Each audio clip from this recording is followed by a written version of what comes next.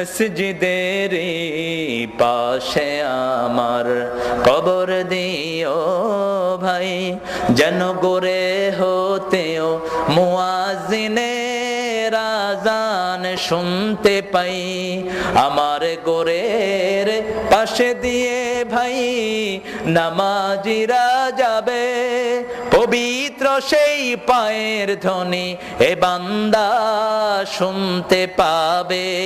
গোর আযাব থেকে গুনাহগার পাইবে রেহাই, মসজিদের পাশে আমার কবর দিও ভাই।